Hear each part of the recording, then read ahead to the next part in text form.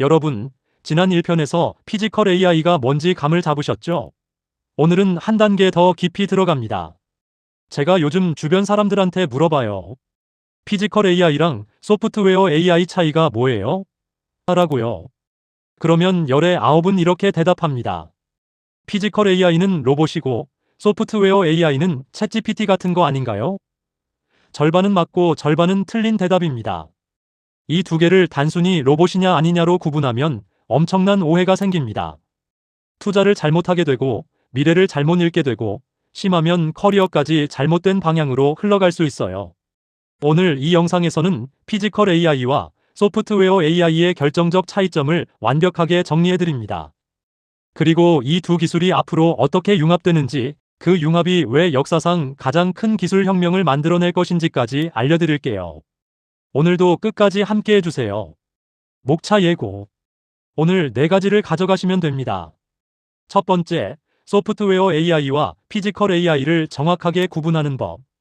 두 번째, 각각의 강점과 한계가 무엇인지. 세 번째, 왜 이 둘의 융합이 핵심인지. 네 번째, 이 구분을 알아야 하는 실질적인 이유, 투자와 커리어 관점에서. 자, 바로 시작합니다. 챕터 1, 소프트웨어 AI란 무엇인가?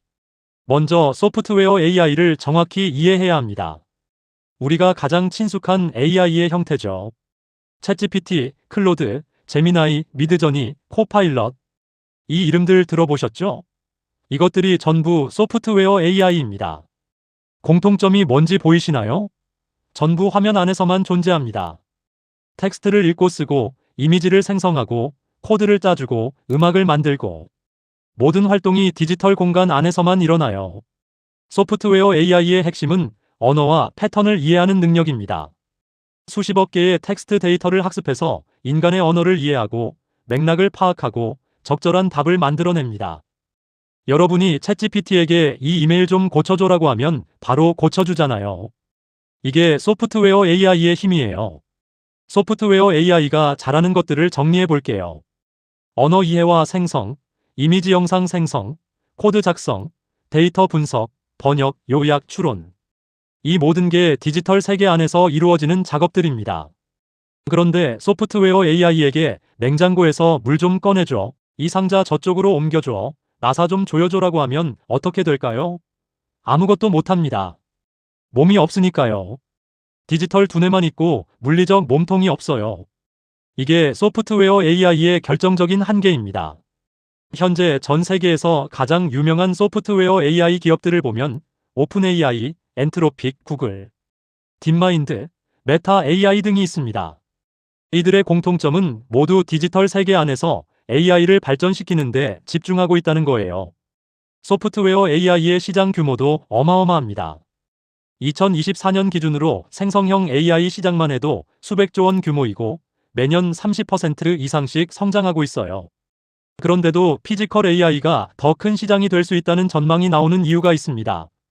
그 이유는 챕터 3에서 설명드릴게요. 여기서 잠깐 중요한 질문 하나 드릴게요. 그러면 피지컬 AI는 소프트웨어 AI가 없어도 되나요? 정답은 절대 아닙니다. 피지컬 AI의 핵심에는 반드시 소프트웨어 AI가 들어갑니다. 이게 오늘 핵심 포인트 중 하나예요. 계속 보시면 이해가 되실 겁니다. 챕터 2, 피지컬 AI의 핵심, 소프트웨어 AI와 무엇이 다른가? 자, 이제 피지컬 AI를 소프트웨어 AI와 비교해서 이해해 볼게요. 피지컬 AI의 가장 큰 특징은 현실 세계와 직접 상호작용한다는 겁니다. 디지털 화면 밖으로 나와서 실제 물건을 짚고 공간을 이동하고 사람과 함께 일합니다. 이를 위해 피지컬 AI에는 소프트웨어 AI에는 없는 3가지 요소가 추가됩니다. 첫 번째는 센싱, 즉 감각 능력입니다. 카메라로 세상을 보고, 라이다로 거리를 측정하고, 압력 센서로 물체의 단단함을 느끼고, 자이로스코프로 자신의 위치와 균형을 파악합니다. 인간의 오감에 해당하는 것들이에요. 소프트웨어 AI는 인터넷으로 데이터를 받아 처리하지만 피지컬 AI는 실시간으로 물리적 환경을 직접 감지합니다. 두 번째는 액추에이션 ACTUATION, 즉 행동 능력입니다. 감지한 정보를 바탕으로 실제로 움직이는 능력이에요. 모터로 팔을 움직이고 바퀴나 다리로 이동하고 그리퍼로 물건을 짚습니다. 소프트웨어 AI는 텍스트나 이미지를 출력하지만 피지컬 AI는 물리적인 행동을 출력합니다. 세 번째는 실시간 판단 능력입니다. 이게 정말 어려운 부분이에요. 소프트웨어 AI는 인터넷으로 데이터를 받아서 천천히 처리해도 됩니다. 이메일 답장 0.1초 늦게 나와도 아무 문제 없죠. 그런데 피지컬 AI는 다릅니다.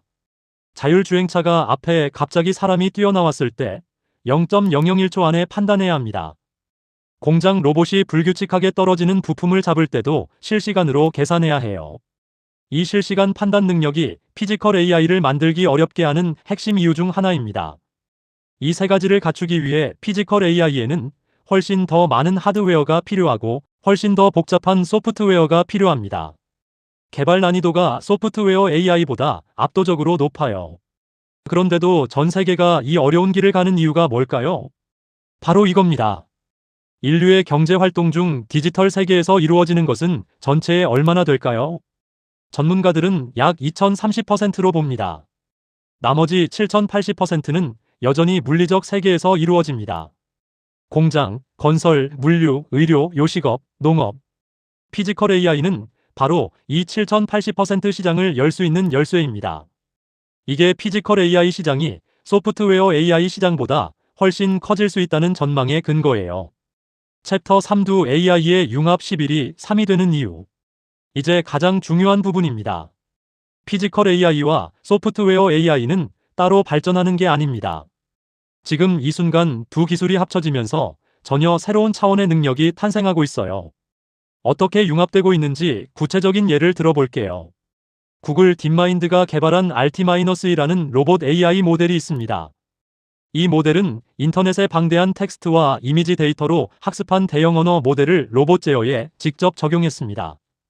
결과가 어땠을까요? 로봇이 이 물건 중에서 멸종위기 동물을 상징하는 것을 집어봐라는 지시를 이해하고 팬더 그림이 그려진 물건을 찾아 집었습니다.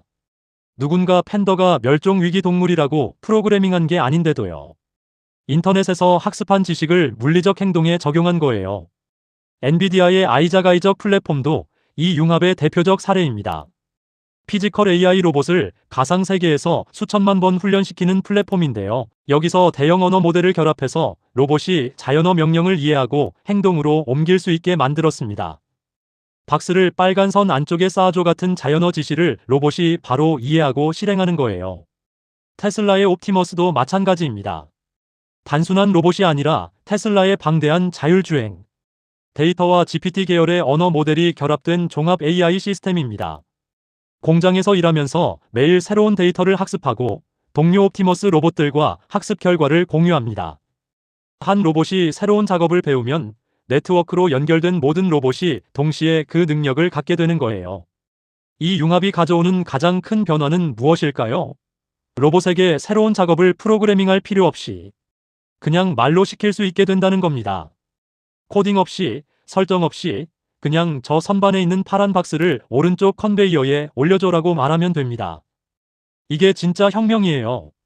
챕터 4 투자자와 직업인이 알아야 할 실질적 시사점. 그렇다면 이 차이를 아는 게 실제로 어떤 의미가 있을까요? 투자 관점과 커리어 관점에서 짚어드릴게요. 투자 관점에서 보면 소프트웨어 AI와 피지컬 AI는 수혜 기업이 다릅니다. 소프트웨어 AI 시대의 최대 수혜자는 엔비디아 GPU, 마이크로소프트 클라우드 오픈 AI, 구글, 오픈 AI였습니다. 이미 많이 오른 주식들이죠. 그렇다면 피지컬 AI 시대의 수혜자는 누굴까요? 물론 엔비디아는 계속 수혜를 받습니다. 그런데 여기에 새로운 카테고리가 추가됩니다.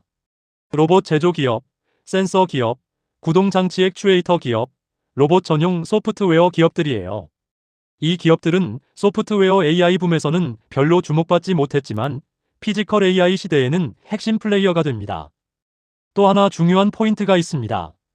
소프트웨어 AI는 한 모델을 만들면 전 세계의 소프트웨어로 복사 배포할 수 있습니다.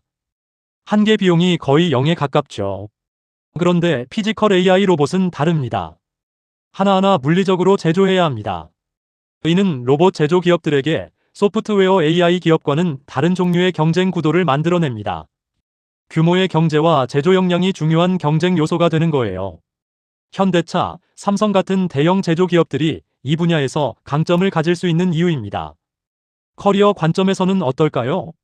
소프트웨어 AI 시대는 프롬프트 엔지니어링, 데이터 사이언스, 머신러닝 엔지니어 같은 순수 소프트웨어 직군이 각광받았습니다. 피지컬 AI 시대에는 여기에 로보틱스 엔지니어, 임베디드 시스템 개발자, 메카트로닉스 엔지니어, 로봇 안전 전문가 같은 새로운 직군이 폭발적으로 필요해집니다. 소프트웨어와 하드웨어를 모두 이해하는 사람이 앞으로 가장 귀한 인재가 될 거예요. 핵심을 한마디로 정리하면 이렇습니다. 소프트웨어 AI가 디지털 세계의 지식 노동을 자동화한다면 피지컬 AI는 물리적 세계의 육체 노동을 자동화합니다.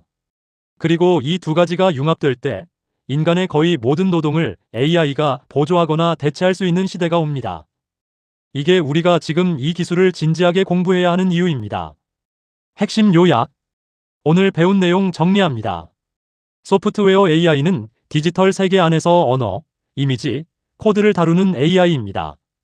챗GPT, 클로드, 미드저니가 대표 사례예요. 강점은 무한 복제와 낮은 한계 비용, 한계는 물리적 세계에서의 무력함입니다. 피지컬 AI는 현실 세계에서 감지하고 판단하고 행동하는 AI입니다. 자율주행차, 휴머노이드 로봇, 물류 로봇이 대표 사례예요. 강점은 인간 경제 활동의 7080%를 차지하는 물리적 영역을 다룰 수 있다는 것, 한계는 개발 난이도와 제조 비용입니다. 그리고 가장 중요한 것은 이 두 AI가 융합되면서 전혀 새로운 차원의 능력이 만들어지고 있다는 겁니다. 말로 시키면 물리적으로 행동하는 AI. 이것이 진짜 게임 체인저입니다. 투자자라면 피지컬 AI 생태계의 새로운 수혜 기업들을 주목하세요. 커리어를 생각하신다면 소프트웨어와 하드웨어를 모두 이해하는 복합 역량을 키워가세요. 이 두 방향 모두 앞으로 510년 동안 엄청난 기회가 될 겁니다. 마무리 CTA. 오늘도 끝까지 봐주셔서 감사합니다. 도움이 되셨다면 좋아요와 구독 부탁드립니다. 여러분의 반응이 이 시리즈를 계속 만드는 힘이 됩니다. 다음 3편에서는 많은 분들이 가장 궁금해하시는 피지컬 AI 관련주 TOPO를 총정리해드립니다. 어떤 기업이 진짜 수혜주이고 어떤 기업이 테마만 탄 것인지 냉정하게 분석해드릴게요. 놓치지 마세요.